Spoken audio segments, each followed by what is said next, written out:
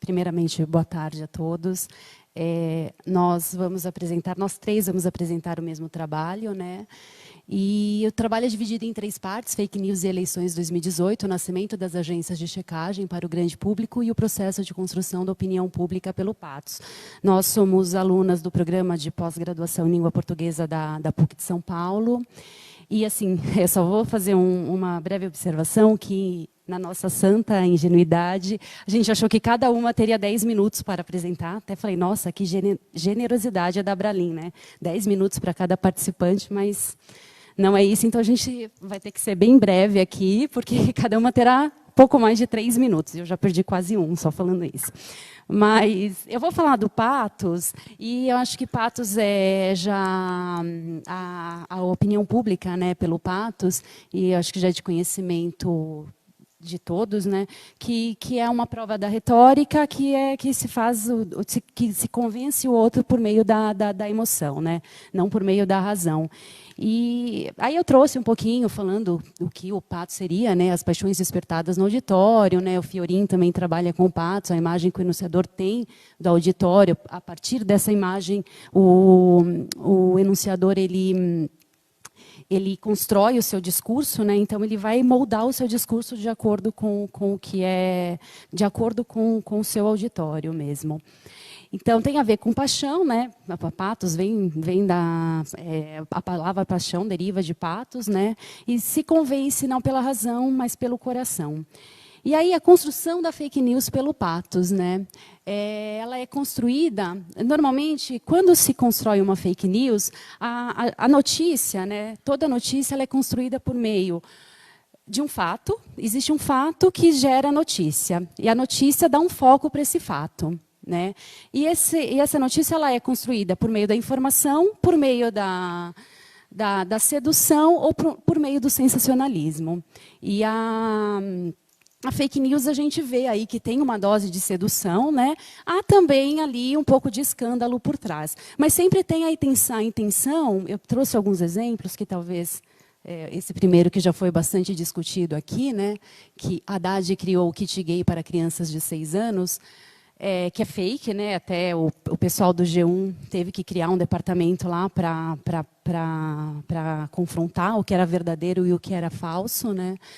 E óbvio, né, que essa notícia ela é falsa, mas assim isso choca, né? Quando você fala que o Haddad ele criou um kit gay, isso de certa forma choca as pessoas. Isso desperta um sentimento de horror. Nossa, que pessoa é essa que cria um kit gay para crianças de 6 anos? Tá? Embora já tenha sido falado aqui também que as pessoas elas sabem que aquilo não é verdadeiro, mas aquilo é de acordo com que aquilo é conveniente para ela. Então ela vai disseminar, né? Mas também há pessoas que acreditam que isso seja verdadeiro. A gente também tem que levar em consideração esse público, porque tem gente que acredita que isso é verdade. Tá? Então eu vou só finalizar rapidinho, porque senão minhas colegas não conseguem falar.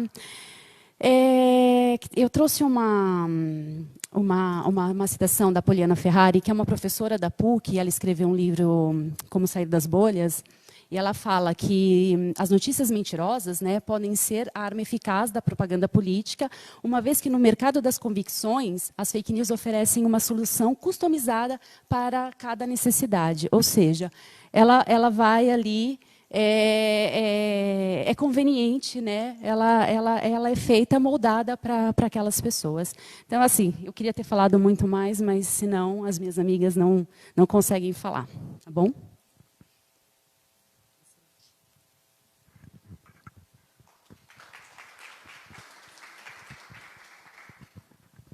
Bom, boa tarde. Dando continuidade ao nosso trabalho, eu vou falar um pouquinho das agências de checagens, que elas foram também fundamentais para depois dar continuidade à nossa análise. E, a partir disso, a gente queria entender como que essas agências elas faziam o trabalho de verificação. Então, a gente fez um levantamento histórico. A princípio, não vai dar para a gente se alongar muito, mas elas nasceram inicialmente nos Estados Unidos, na década de 90, com a necessidade que a partir da necessidade que nós temos hoje de checar informações de autoridades, né? E aqui no Brasil elas foram surgindo aos poucos, alguns jornais começaram a criar colunas, né, para checar algumas informações de autoridades, e depois isso foi se profissionalizando a partir de 2014, por conta das eleições.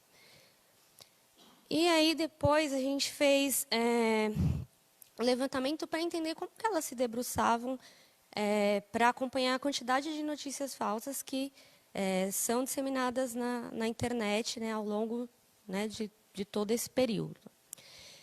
Aí a gente fez um levantamento das metodologias das 3 agências que tiveram... elas tiveram um grande protagonismo, né, nas eleições de 2018, que foi a agência Aos Fatos, a Lupa e a Truco. Tem outras agências assim, que ainda estão trabalhando nesse sentido, mas foram essas as que mais apareceram, né? E aí a gente viu acompanhar as metodologias da Aos Fatos, que elas acompanham as declarações de políticos e autoridades de grande expressão. A Lupa, que faz também uma observação do que é dito por políticos. E a Truco, que elas verificam, de fato, correntes, mensagens que são disseminadas nas redes sociais, né? Apesar de a gente ter visto essas descrições, né, nos próprios sites dessas agências, no ano de 2018, a gente verificou que a Lupa, por exemplo, não ficou checando somente declarações de autoridades, né? A quantidade de notícias falsas eram tão grandes que eles precisaram também seguir um pouco da metodologia da Truco, que é acompanhar também essas correntes das redes sociais. Aí a gente verificou que etapas, elas seguem uma quantidade parecidas, e selos, Aos Fatos 7, a Lupa 9 e a Truco 7. E a justificativa para essa quantidade de selos porque, né, não dava para ser tão extremo, né, verdadeiro ou falso. Bom, gente, não vai dar para continuar, né, mas... Agora você vai continuar. Boa tarde, meus queridos. Como o tempo está muito corrido, a mim me coube a parte da análise, da parte analítica, né? Então, o nosso arcabouço teórico, deixa eu continuar aqui a passar os PPTs, ele foi pautado em Charrodot 2006 e 2016, no que tange a questão do contrato de informação, que nós temos ali a condição de identidade, a condição de finalidade, a condição de propósito e de dispositivo. Nós vamos ver isso em 2 corpos, tá? Incluindo como é que é formada essa opinião pública, porque a opinião pública, segundo Charrodot, ela é formada por entrelaçamento de fatos. Quais são esses fatos? São fatos políticos, sociais, jurídicos e morais, que é o que acontece justamente nessas fake news que nós vamos trabalhar.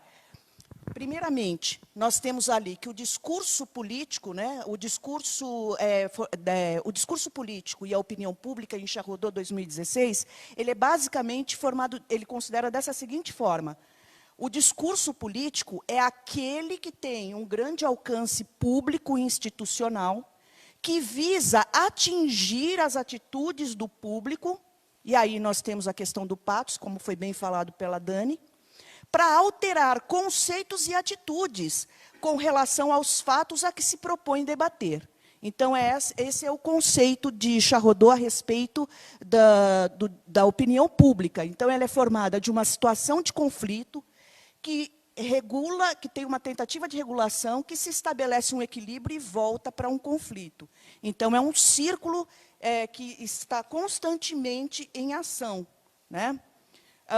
Nós pegamos aí 2 corpos em análise, como novamente nós temos aí a fala do Haddad, a suposta fala do Haddad, né? Nós notamos aí o excesso da pontuação sentimental, que são os pontos de exclamação, que já seria algo que levantaria uma grande suspeita, né? E a instância de produção, que foi o Facebook, a instância de recepção, que foram os usuários dessa rede social, e a finalidade né, a condição de finalidade que é levantado é o fazer sentir pelo medo, pela indignação. Embaixo, nós temos aquilo que é considerado um ato pró-Bolsonaro e que foi considerado um grande engano, porque, na verdade, não foi. Né? Eu vou só terminar essa parte, porque senão não dá uma ligação dos dois atos. Tá? E ali nós temos que eram pessoas que estavam fazendo um ato pró-Bolsonaro em um jogo beneficente. Certo? E essa questão foi analisada como falsa nos dois casos, né? Só que nós vemos aí que, primeiro, nós tivemos a indignação pelo medo, na questão do Haddad, porque não é um discurso público, é um discurso do âmbito privado, familiar, e aí é que entra a questão, e do ato pró-Bolsonaro, a questão do patos pela solidariedade. Né? Então, há um confronto aí do âmbito público e do privado nessas duas questões que polarizaram nas eleições. Essa é a nossa contribuição em relação a isso. Muito obrigada e desculpa pelo uso do tempo a mais.